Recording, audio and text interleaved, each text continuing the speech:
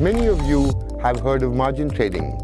The newspapers often mention margin activity, speculative activity, and changes to margin rules that regulators sometimes impose. This topic provides simple explanations of what margin means, how it can affect your trading and investment activity, as well as mention briefly the rules imposed by the regulator.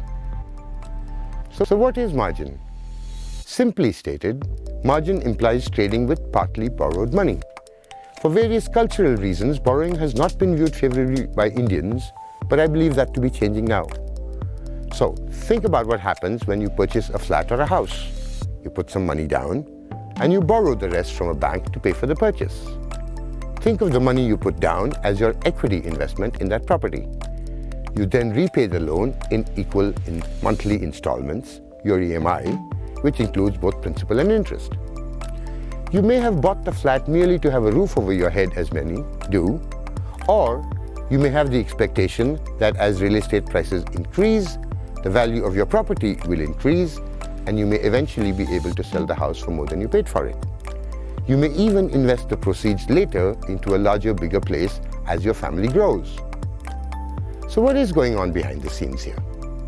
The increase in the value of your real estate asset is really an increase in the equity portion of your property, since the loan repayment amount remains fixed.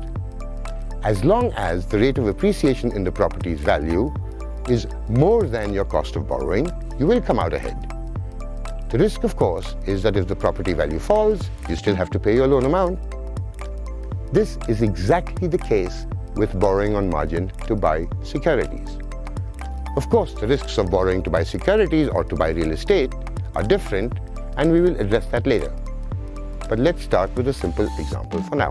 SEBI rules mandate that when you trade on margin, you must put down 50% of the investment as your equity. So suppose you wish to buy 1,000 shares of a stock at 100 rupees per share. The total market value of this investment is 1 lakh, your equity amount is 50,000, and your debt amount is 50,000, let's say at 12% interest. Your margin is defined as the ratio of equity to market value, which is the starting case at 50 over 100,000 or 50%. This margin value changes as the price of the underlying security changes. Next, suppose the stock price increases from 100 to 130 over the next month. So let's look at this table to examine your initial and later positions. Your initial market value when you bought the equity was 1 lakh, your debt was 50,000, your equity was 50,000, and your margin was 50%. Later, when the stock appreciated to 130 rupees from 100 rupees, your market value increased to 1.3 lakhs, your debt stays the same at 50, your equity has gone up from 50 to 80, and your margin has correspondingly gone up to 62%. Suppose you sell the position immediately and take out the money. Book your profit, in other words. Your 50,000 of initial investment has appreciated to about 80, ignoring interest, so you would have a 60% return on your investment. If, in contrast, you hadn't borrowed the money, but only had bought 50,000 of the stock with your own, you would get back 65,000 or a 30% return. Borrowing has increased your rate of return from 30 to about 60%. The interest cost, if you held this position for about a month, would be 500, still leaves you with a return of a little below 60%, right? This is the appeal of margin trading.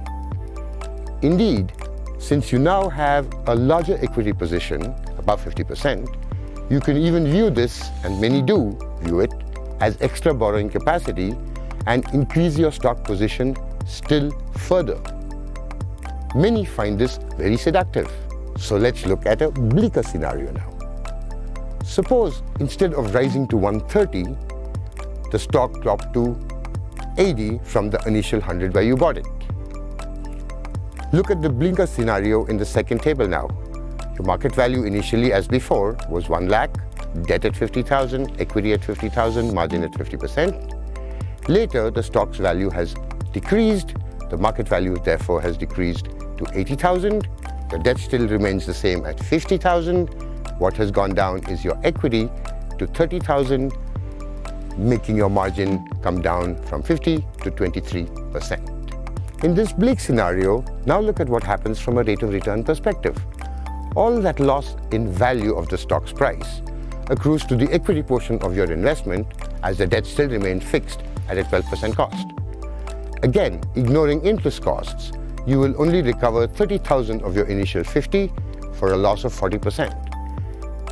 Without the borrowing, this loss in a rate of return sense would only be about 20%. This is the downside of leverage or borrowing. Let's look at margin rules. Regulators apply rules frequently to protect the borrower in the event that the underlying asset drops in value, as the example above showed you. This second margin is known as a maintenance margin and can be as high as 40%.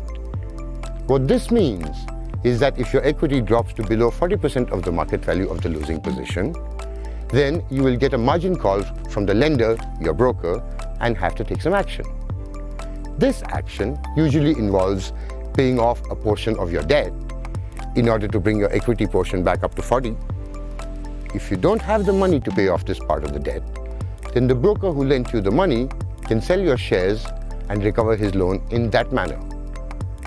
You must carry out one of these courses of action if the bleaker example above were to occur. What are the broader implications of this speculative activity that margins create in investors? The above example showed you one illustrative transaction, but you can easily see that the use of borrowing magnifies both the risks and the returns to trading in financial markets. If you step back and view the extent of margin activity across the entire market, it gives you a sense of how much speculative activity is taking place at a given time. This is indeed, in fact, why regulators step in to tweak the rules. Lastly, in the Indian setting, there are many complex margin rules that apply when you trade in the derivatives or the F&O segment in India. There are span margins, premium margins, assignment margins. Margins are collected upfront, monitored on a daily basis. SEBI is currently defining rules for margins in the cash segment, not just the F&O segment. So stay tuned to our site for more information and explanations as this process continues to unfold.